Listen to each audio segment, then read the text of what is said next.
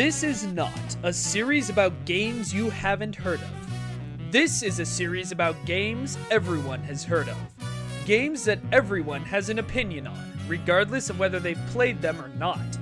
Games whose actual qualities have been buried in a narrative, whether good or bad.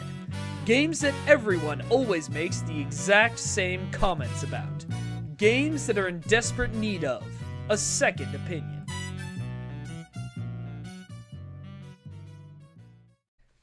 Hi everybody, Dr. I. Coleman here, PhD and having a bad time.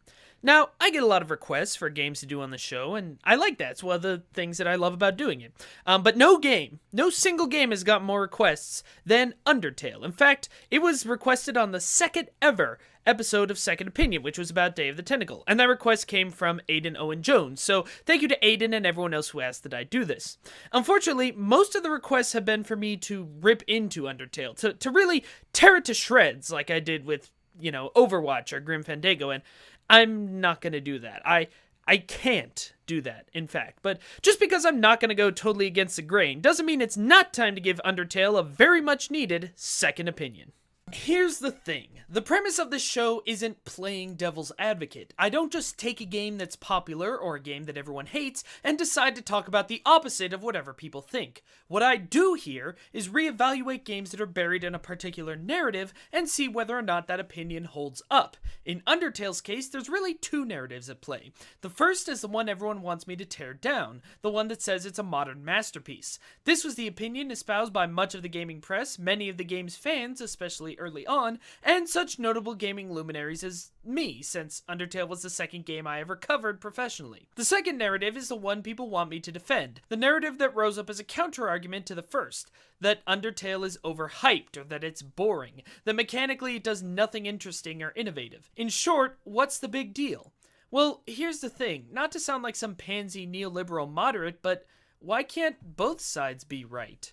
I'm going to bring up a concept I haven't talked about in depth since the first Second Opinion episode, and that's the idea that games can only be either good or bad. We've seen this a lot on the show, when really a more nuanced approach sees four different alternatives. There's something that's made for you and good, something that's made for you and bad, something that's not made for you but made well, and something that's not made for you and made poorly.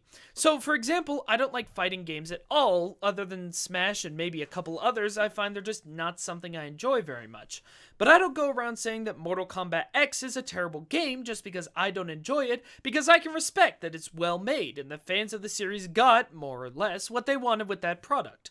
On the other hand, I will call Street Fighter V a terrible broken mess at launch, because it was a terrible broken mess at launch, and even fans of the series couldn't defend what was essentially a glorified pre-alpha build. Undertale has fallen prey to the same sort of binary thinking. Fans of the series think that Undertale is good and Undertale has gameplay, therefore Undertale has good gameplay. But that's not entirely true. There's some vague hinting at RPG mechanics, but there's none of the actual strategy of deciding which items to take into combat. You're just gonna want to take whatever the latest items you got were. And the combat itself is bullet hell projectile dodging that really only comes in two modes: stupidly easy or impossibly unfairly hard, depending on what type of run you're doing.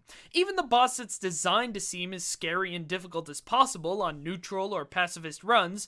Oh, by the way, did I mention this feature's gonna get into major spoilers? Anyway, even Omega Flowey, who's supposed to feel like this ultimate terrifying force of evil, can be beaten pretty easily on the first try, especially by people who have had previous experience with either of the genres Undertale's ripping off. And that's to say nothing of the dull, boring, unfun, easy, repetitive, boring, dull, boring puzzle sections. On the other hand, the game's detractors believe that because Undertale is a bad RPG, Undertale is a bad game. And that's also not true, because Undertale is a game that's supposed to be a bad RPG. Let me explain. Undertale should be thought of less as a real role-playing game and more as a walking simulator along the lines of Stanley Parable or The Beginner's Guide. Maybe point-and-click adventures are a better example here, but the point is, Undertale has gameplay, but it's only important in that it services the story. Fighting the bosses in the Genocide run isn't fun because it's not supposed to be fun. It's part of the story the game is telling you at that point, which is that you're a monster who shouldn't be doing this. If the game was telling you that everything you were doing was horrible and you should feel bad for it, but you were having fun doing it, the message would feel undermined somewhat, or at worst, hypocritical. Besides, the whole point is that as you continue along this path, the roles become reversed, so that the player is essentially the final boss that the monsters have to fight. And just like when you fight the final boss of any other RPG, they cheat, save scum, and fight as hard as they possibly can to succeed. Huh. That sounds like a pretty neat twist for a game to pull off, doesn't it? Well, no matter what run you do, that sort of thing is what Undertale's really about. It's not an RPG, it's a story about RPGs, and its primary purpose is to question the things that RPGs have taken for granted since the genre's invention. Things like, how moral is it to walk into a village, steal everything that isn't nailed down, and kill all the monsters therein? Or would every NPC and shopkeeper you come across really be that interested in talking to some random stranger? Sure, the puzzles in the beginning are boring and repetitive, but that's because Papyrus, the character who made them, is kind of an idiot, and not as good at making puzzles as he thinks he is. What this means is that if you're invested in the story, you're gonna enjoy the gameplay because it's designed to perfectly complement said story. But if you don't like the story, then the game's gonna be super boring. And yes, Undertale fans, not liking the story is a perfectly valid reaction to have, because even though it's incredibly well written and well told, not everyone likes the same kind of stories. Some people might feel like pointing out the illogical nature of video game logic is overdone simply because they've heard friends or read articles or comics that make those same points already. Some people might be interested in something that has a deeper meaning than just people are generally nice once you get to know them and murdering people is bad. And some people might just not like the story. That's fine. I know I've experienced games with objectively excellent stories that I can't find fault with from a critical angle, but which just didn't resonate with me. Not liking Undertale doesn't automatically make you a horrible person. That said, if your sole problem with Undertale is that it's too SJW because it has two lesbian characters, multiple characters who use they-them pronouns, and dares to suggest that you shouldn't murder everybody you disagree with, then yeah, you are a horrible person. But hey, it's not because you don't like Undertale. Anyway, back to the game. If Undertale just told a clever story, I don't think that would be enough to call it a masterpiece. What really makes the game great, and something that's worth talking about even if you don't like the game, is the amazing way it responds to the player's choices. It's been over a year now since its release, and there's still nothing else that comes close. While Telltale's patting themselves on the back because The Walking Dead Season 2 had a whole 3 endings, Undertale has, well, it's basically impossible to count, because it depends on how exactly you define an ending and how you separate them. Plus, we still may not have found all of them. There's at least 20 though, pretty much everyone can agree on that. And see, this is what makes Undertale so great though. It has basically infinite variation. It's not just that doing X leads to Y, it's that doing X and Y but not Z after doing Q has a different result than if you do all of that but not P after doing A. That made no sense, but it actually expresses what I'm trying to say pretty well. Undertale doesn't just respond to your choices, but to variations on your choices so subtle that until you go online and really take the time to look at all of the possibilities, you might never know that you only got that one line of dialogue because of something weird you did at the beginning of the tutorial.